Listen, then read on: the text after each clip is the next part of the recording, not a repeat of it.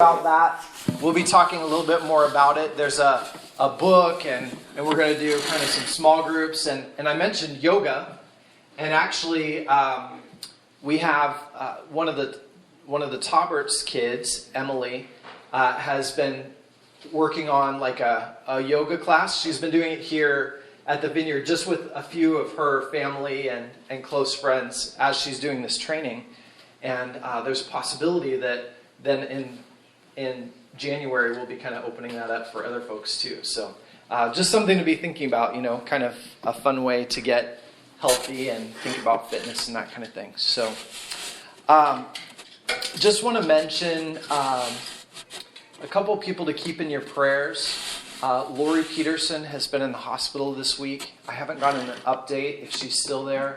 I know that she goes in for surgery, though, on Wednesday. I'm not sure exactly what is wrong. I'm not sure that she knows or the doctors and nurses know.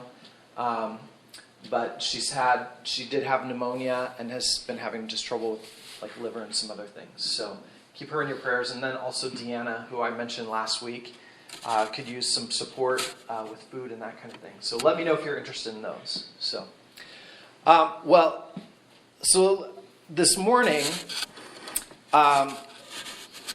I want to ask you, are any of you, really, history buffs?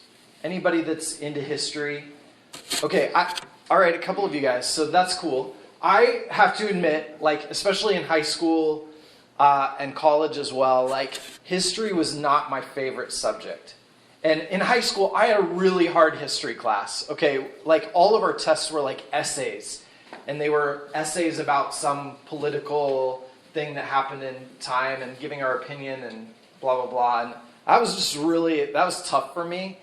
So I never really got into history a whole lot. But as I got older, I found that my interest in history has grown.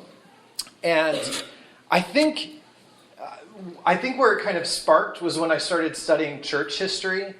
And you know how it is when there's a subject, but when it gets on a topic that interests you, then all of a sudden that whole subject maybe becomes a little bit more interesting, right? And that's kind of what happened with me. All of a sudden, because church history is fascinating to me.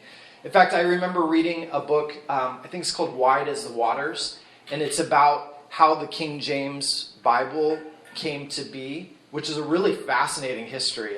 It's a long history, very involved, and really, it was just really inspirational for me, interesting to me. Lately, I've been listening to a podcast called History in 5 Minutes. And if you are into history, I totally recommend that you listen to this podcast. It's little snippets, and that's what I like about it. Just bites, just tidbits of history that he tells in 5 minutes. So lately he's been talking about Winston Churchill and interesting things about Winston Churchill's life and that kind of thing. And so Shannon and I download it, and whenever we go on a really, really long trip, we gorge ourselves on history in 5 minutes. So we do several hours of these 5-minute clips of history, and it's just a lot of fun. So also a great book is Church History in Plain Language.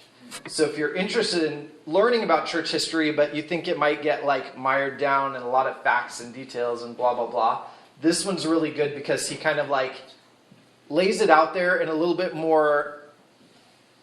way that's a little bit more interesting to read it. You know what I mean? And really great book. So a couple things I recommend. But the reason why I'm sharing all this is because today I want to give you a little bit of a history lesson, if that's okay. So during the time that Jesus was born and lived and died, you guys probably all know that Rome was basically in charge, right? And so we had the Caesars, we had the emperors, and they were pretty much controlling all of the region around the Mediterranean Sea there, which included Jerusalem and the area of Israel. And there's a term that historians have used for this period of time where the Romans were in control from about 27 BC to 180 AD. And that term is Pax Romana. And if you know any Latin, you know that Pax is the word for peace, and Romana is Roman. So it was this period that they say there was Roman peace. And it refers to this relative peace over the region where there wasn't so much noticeable turmoil and turnover and different people taking control and this kind of thing. And it was really promoted by Augustus, who was the first emperor of Rome. So apparently he was very good at propaganda and really highlighting this whole idea of Roman peace throughout the region, okay? And just to kind of highlight kind of some of the propaganda, or some of the ways that they promoted it, there were coins that were minted, and on one side of it, it was Pax, who was the goddess of peace, right? So they put it on the coins to say, hey, like, you know, a coin's something you look at every day, right? So you think of this idea of peace. The ironic thing is that on one of the coins on the other side was this picture of Augustus himself, the emperor, dressed in his military garb. All right? And so just think about this for a minute. And actually, I think that is very representative of what was really happening in the region.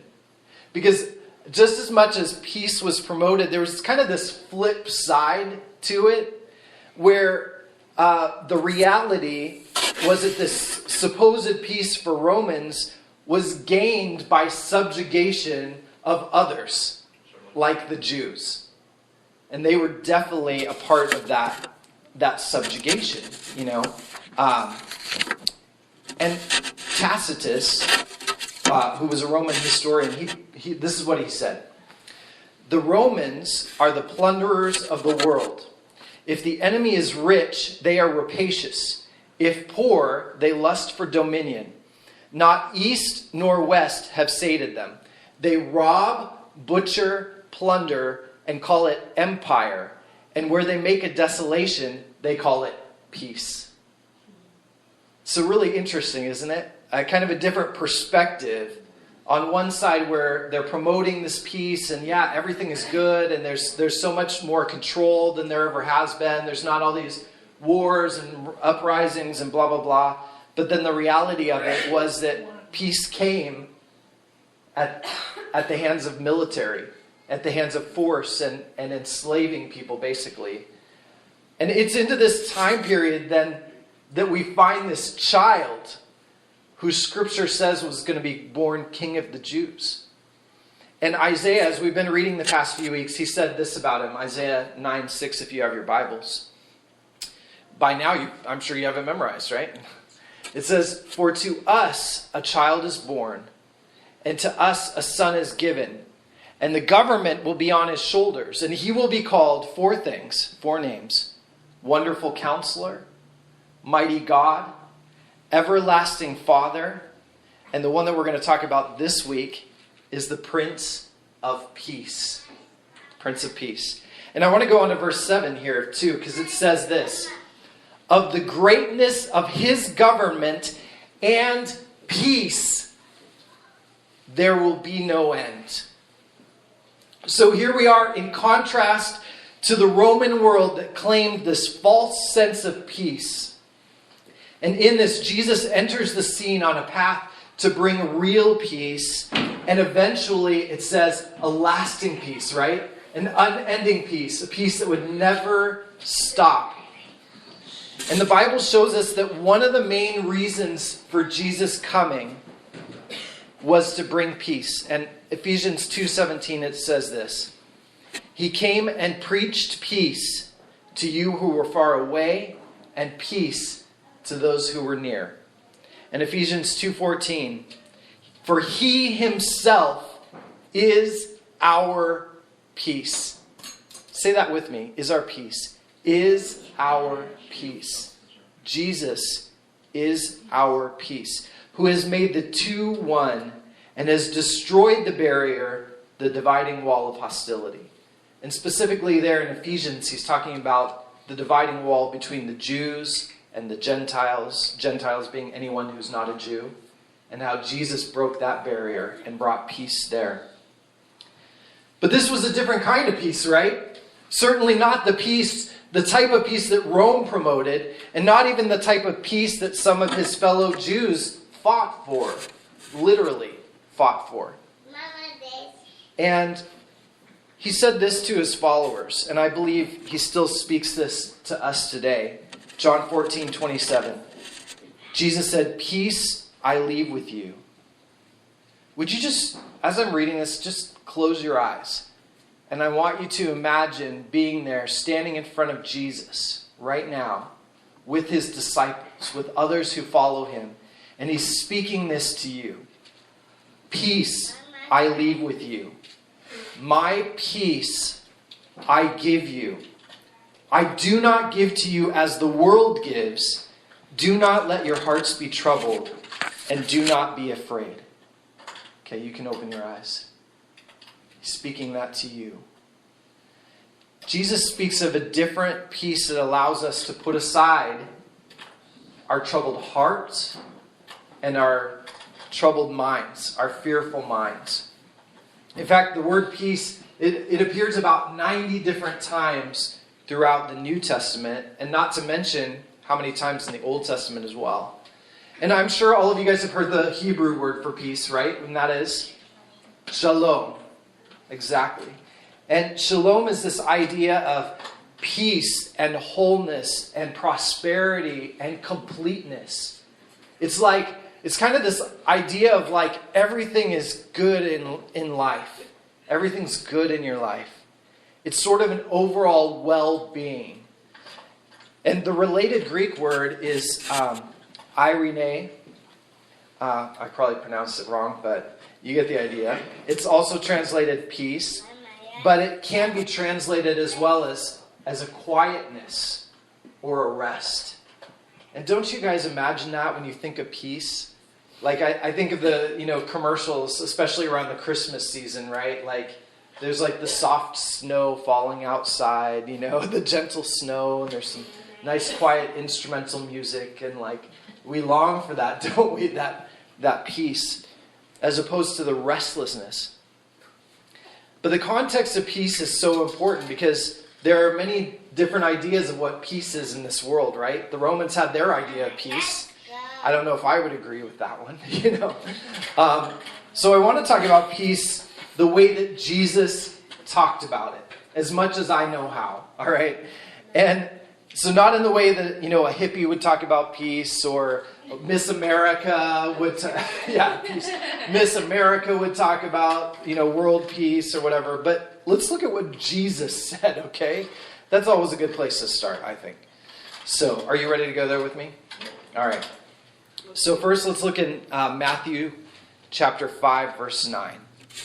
And Jesus is giving his most famous sermon. All of you guys know it, the blesseds, right? Blessed is this person and blessed is that person. And he's talking about the ways of the kingdom, what it's like to be a kingdom person, how to walk in a kingdom blessing, and walk in God's blessing, and to be favored by God. And among those who are most favored by God, Jesus lists people of peace. And this is what the verse says. He says, "Blessed are the peacemakers, for they will be called children of God." That's a pretty powerful statement. You know what I mean? The peacemakers will be called children of God. And these are eirene opoios. That's a hard one to say. That's the Greek word though. Eirene opoios. And it means, so it's that word eirene again, peace. And it means of the type that have peace. We're the category of people, we're the type of people that carry peace inside of us as followers of Jesus. And, in the Vineyard, we talk about bringing the kingdom into whatever situation we find ourselves in, whether that be in our homes, or at work or in our schools? And how many of you guys know that we need some peace